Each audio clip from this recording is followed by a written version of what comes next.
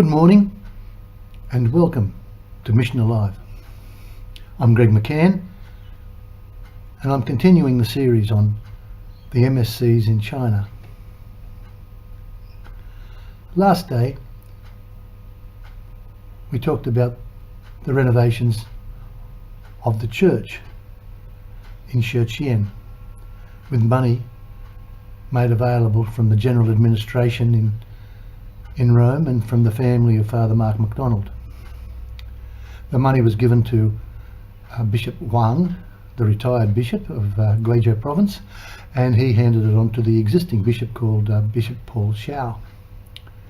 So renovations began and they were finally finished in 2012.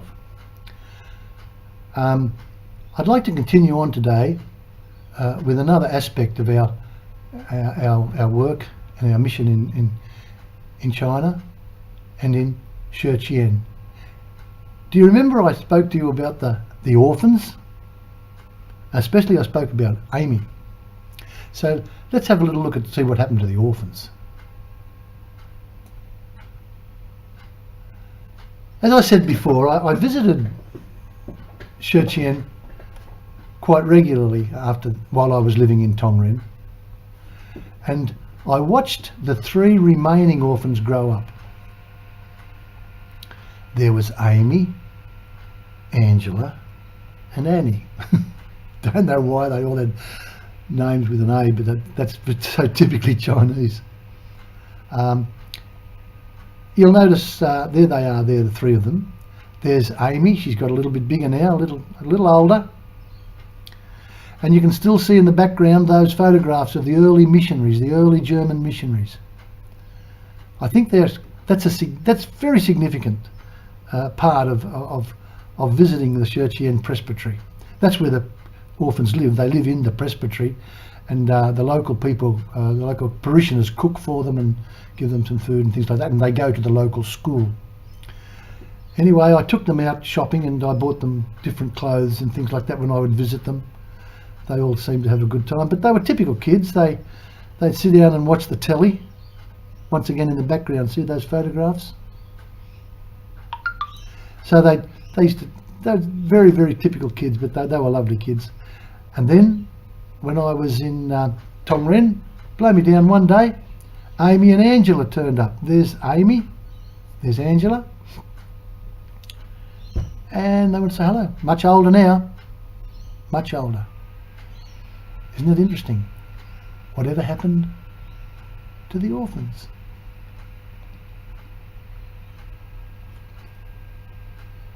Then, 2 years ago, on May the 19th, 1998, Amy got married in the church in Guiyang. And it was a wonderful occasion, and many young parishioners attended. The parish organised the dress and the reception, and as can be seen by the photos that they sent me, the bride was ecstatic.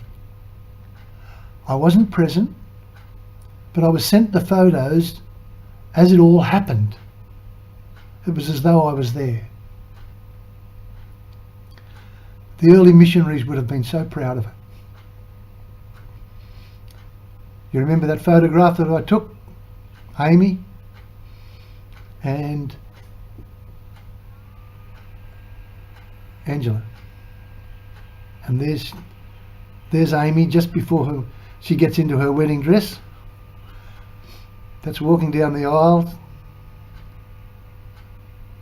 And there's the blessing.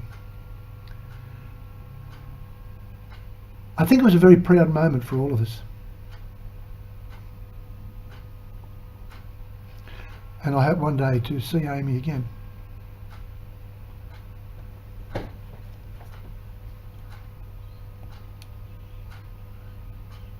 Many new things happened while I was in China, and one of the most rewarding things I think that I was able to do was to help with the clean water projects. I mentioned that Shenzhen was a very poor part of China, and it is one of the poorest. But Guizhou province as such is considered one of also the poorest provinces in China. And I was very happy to be there. I would much prefer to have been there than, say, in Beijing or Shanghai or Nanjing or Chongqing. Being in Guizhou and in Guiyang, wow, I think that was great. So anyway, we got some money from Adrian Meany in those days, and from the missions office here where I'm sitting at the moment. They gave us money for some clean water projects, and it went over very, very well. You know, one of the things that you have to do when you do clean water projects, it's important to get the receipts and make sure that all the money is accounted for. And I said to Adrian Meany at the time, who was in charge, I said, if I give you a receipt, you won't have a clue what it's about because it's all in Chinese. And I said, my best receipts will be photographs of what we're doing with your money. So here are some photographs of what we did with the money for the water projects. Our MSC Catholic Mission Office made funds available for clean water projects, and here are the few photos showing the results. Thank you for your help. All the people who were involved in helping.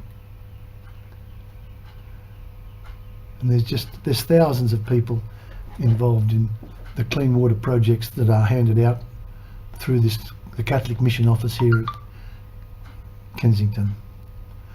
So there they are. I had to buy the polystyrene hose, and they dug it and put it in.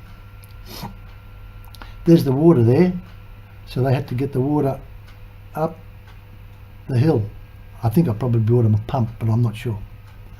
And there's another one that was in the middle of the bamboo forest, and they were able to tap into an existing water container, but they needed pipes, and they had to be metal pipes.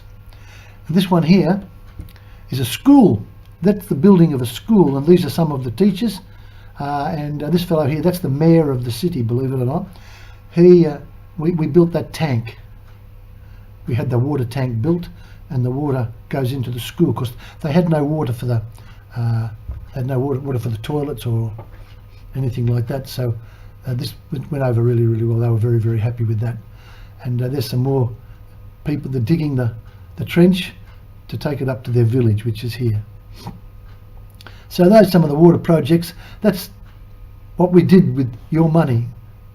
The generous people who would help us with our water projects, and God willing, we'll continue to work with the developing countries and get the work done, not just for water projects, but for environmental and youth education and all sorts of things that we use the money for. So thank you so much for your wondrous, generous help. It's greatly appreciated.